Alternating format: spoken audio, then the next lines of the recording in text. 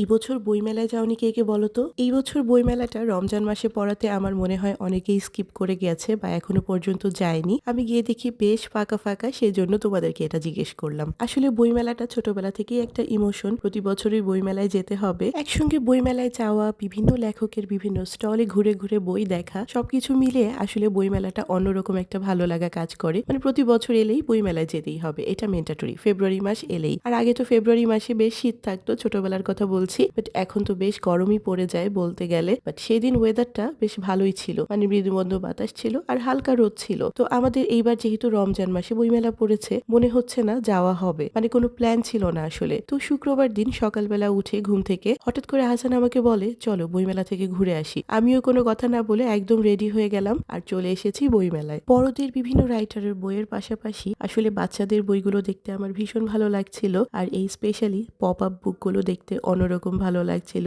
একদম 3D মনে হচ্ছিল। তো আমি এই বইগুলো দেখছিলাম, আর বেশ কিছু বই আমি কিনে নিয়েছি। আসলে বাচ্চাদের বই কেনা হয়েছে এই বছর, কারণ এগুলো আমি আমার কাজিনের বাচ্চাদেরকে গিফট করব। আহসানও কিনেছে। আমি যখন ছোট ছিলাম তখন কেউ যখন আমাকে গল্পের বই গিফট করতো, আমার খুব ভালো লাগতো, অনেক খুশি হয়ে যেতাম আমি। বই হাতে পাওয়ার সাথে সাথে কখন সেটা পড়ে শেষ করব সেটাই মাথায় ঘুরতো আসলে। বাই দা ওয়ে, ঠান্ডা লেগে আমার গলার ভয়েসের অবস্থা একদম খারাপ। এই ভাঙা গলা নিয়ে ভয়েস ওভারটা দিতে বেশ কষ্টই হচ্ছিল। তারপরেও ভাবলাম তোমাদের সঙ্গে বইমেলার অনুভূতিটা শেয়ার করে রাখি, যেহেতু এখন বইমেলা চলছে। তোমরা চাইলেই ঘুরে আসতে পারো। আর এখন যেহেতু ওয়েদারটা মোটামুটি সহনীয় পর্যায়ের গরম আছে, দিনের বেলাতে চাইলে খুব সুন্দর করে ঘোরা যায়। আর যেহেতু মেলাটা দিনের বেলায় একটু ফাঁকা থাকে, যারা ফটোশুট করতে বা ছবি তুলতে পছন্দ করো তারা ইজিলি যেয়ে দিনের বেলাতে ফটোশুট বা ছবি তুলে ফেলতে পারো। আমি তো প্রথমে ভেবেছিলাম দিনের বেলায় রোজা রেখে হয়তো বা গরমের মধ্যে তেমন একটা ভালো লাগবে না, কিন্তু আসলে সত্যি কথা বলতে আমার ভীষণ ভালো লেগেছে, একদম খারাপ লাগা কাজ করেনি। আমি বেশ প্রাণবন্ত ভাবেই ঘুরে বেরিয়েছি। তোমরা তো জানোই, যারা বইমেলায় গিয়েছো, বইমেলায় বিভিন্ন রকমের বইয়ের পাশাপাশি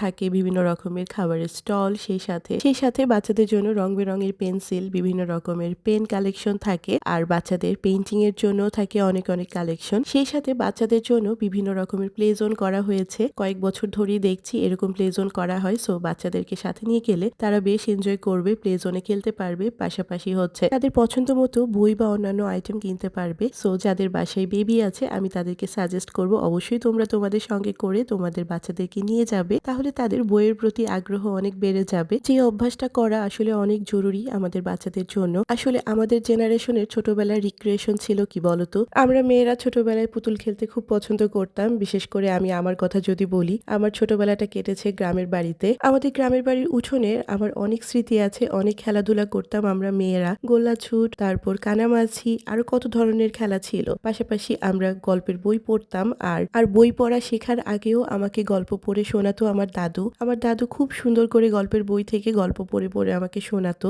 এছাড়াও আমাদের আরেকটা বিনোদনের মাধ্যম ছিল টিভি। তখন টিভি চ্যানেল বলতে ছিল ভিটিভি আর একুশে টেলিভিশন। সেখানে যদি সপ্তাহে একদিন কার্টুন দেখাতো, সেগুলোই খুব আনন্দ করে দেখতাম। মানে খুবই অল্প টাইম আমাদের টিভি দেখে কাট, আর বাকি পুরোটা সময় আমাদের হয় খেলাধুলা, না হয় বই পড়ে, এভাবে কাট। আর এখনকার বাচ্চাদের স্ক্রিন টাইম এত বেশি, তাদের রিক্রিয়েশনের মেইন মাধ্যমই হচ্ছে বিভিন্ন ইলেকট্রনিক ডিভাইসে ভিডিও গেম খেলা অথবা ভিডিও দেখা। বাচ্চাদের স্বাস্থ্যের জন্য যেটা খুবই ক্ষতিকর। তো আমরা চাইলেই একটু চেষ্টা করলেই হয়তোবা পারি যে বাচ্চাদের বিনোদনের মাধ্যমগুলো একটু স্বাস্থ্যকর করতে। আর সেখানে বইয়ের তো কোনো বিকল্পই নেই। যাই হোক, তোমাদের সঙ্গে অনেক কথা শেয়ার করে ফেলেছি। তো তোমাদের কেমন লেগেছে বা তোমরা কি আমার সঙ্গে একমত কিনা সেটা কমেন্টে অবশ্যই আমার সঙ্গে শেয়ার করবে। আর মজার ব্যাপার হলো, এইবার বইমেলায় গিয়ে দেখি বায়োস্কোপের আয়োজন করা হয়েছে। আমি আসলে এর আগে কখনোই বায়োস্কোপ দেখিনি। তোমরা কি কখনো দেখেছো কিনা সেটাও আমার সঙ্গে শেয়ার করো। আর তোমরা যারা এতক্ষণ ধরে আমার ভিডিওটি দেখছো, তোমাদের সবাইকে একটি অনুরোধ করতে চাই, ফেসবুক থেকে আমার ভিডিওটি যারা দেখছো তারা অবশ্যই আমার ফেসবুক পেজটিতে ফলো দিয়ে রাখবে। আর যারা ইউটিউব থেকে আমার ভিডিওটি দেখছো তারা আমার ইউটিউব চ্যানেলটি সাবস্ক্রাইব করে রাখবে। তোমাদের সুবিধার জন্য আমি আমার ইউটিউব চ্যানেলের লিঙ্কটা